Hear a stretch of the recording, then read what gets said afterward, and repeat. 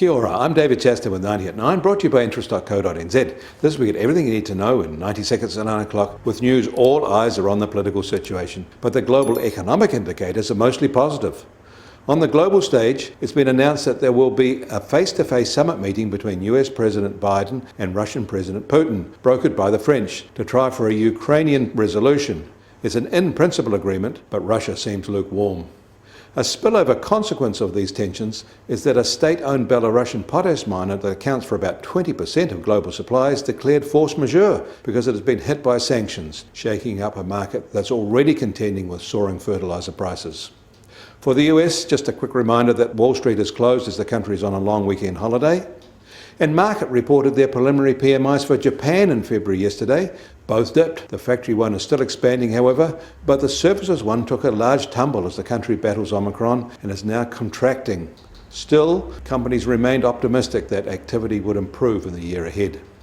And China's house prices were reported yesterday and slipped in January. This was true for both sales of new units and resales. The official data shows that declines were widespread but small, except in Beijing and Shanghai where they held. But what the official data doesn't show is the volume of transactions, and that seems to have fallen rather more widely. In Guangzhou, China's 4 big state-owned banks cut mortgage rates aimed at lending support to a property sector reeling from a severe cash crunch there. All EU factory PMIs are expanding at an unusually fast clip. The EU factory PMIs retained their fast expansion, and their services PMIs rose at a good expansion level, even if it isn't as fast as the factory ones. At these rates, business is expanding much faster than at pre-pandemic levels. Much of these gains are on the back of new order growth, and the rebound is most in France and Germany, the EU's core economies. And the British PMIs rose too.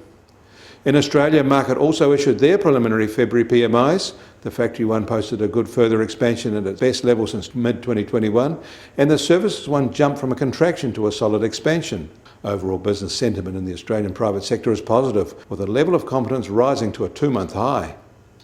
The US Treasury 10-year yield opens today still at 1.93% as Wall Street remains closed.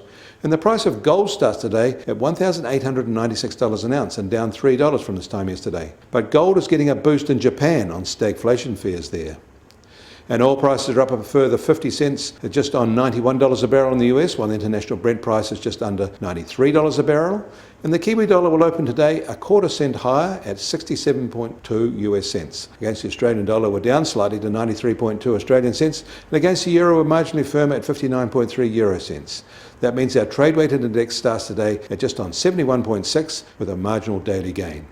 We welcome your feedback. Leave a comment below or on our website. Kia ora, I'm David Chaston. That was 90 at 9, brought to you by interest.co.nz.